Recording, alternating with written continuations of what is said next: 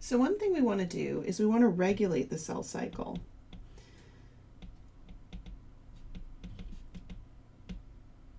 Now, why do we want to do that? Well, if you've got a bunch of cells sort of growing and dividing and there's no control, you're going to end up with masses. This is how cancer occurs. So you only want to make cells when you need to make cells. You don't want to have extra cells kind of lying around.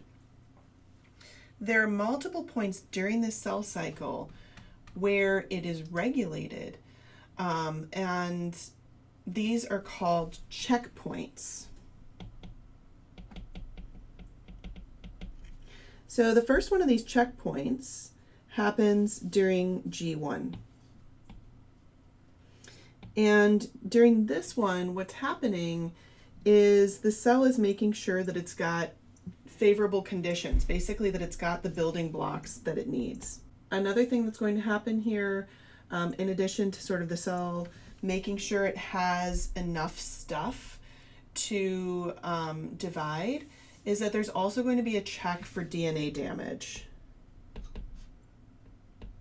All right, the second checkpoint is very similar to this first one. Again, we're looking at, do I have the stuff?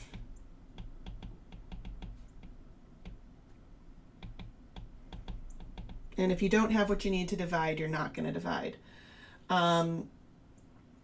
In addition, the cell size is checked because at this point the cell should have grown a little bit, and it should have some proteins. Basically, those are the reserves that we're making sure that it has before it divides. Again, what's going to happen now is we're going to have a check on the DNA copy to make sure that that DNA copy doesn't have any damage in it, it isn't faulty in some way, shape, or form. The cell can repair that DNA and that would allow it to go on. Otherwise, it can sort of halt division. When we get to mitosis, there's another checkpoint.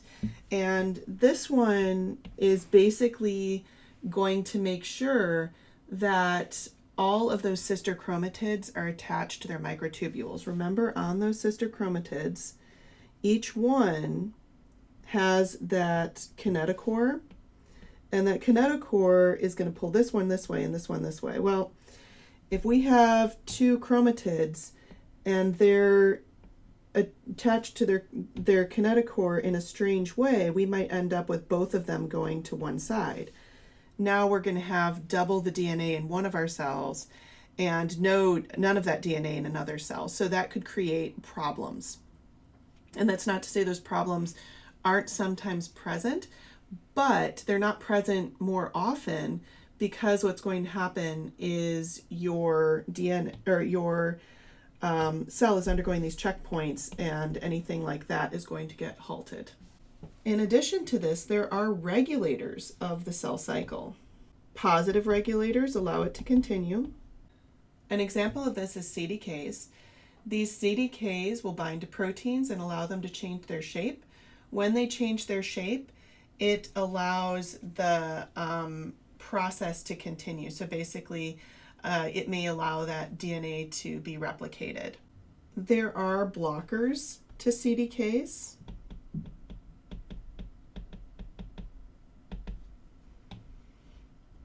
And there are negative regulators. These are going to make it so that cell cycle does not continue. An example of one of these is P53. P53 is going to remove something from the DNA,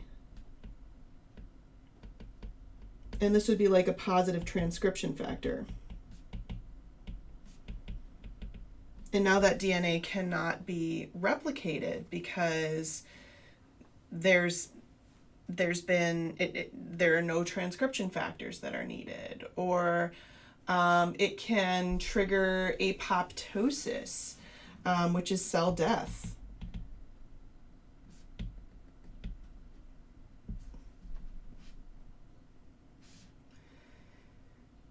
Now, in the case of cancer, what happens is these cell regulators are not working as they should. And this is because there are genes that kind of keep this cell cycle under regulation that are called tumor suppressor genes.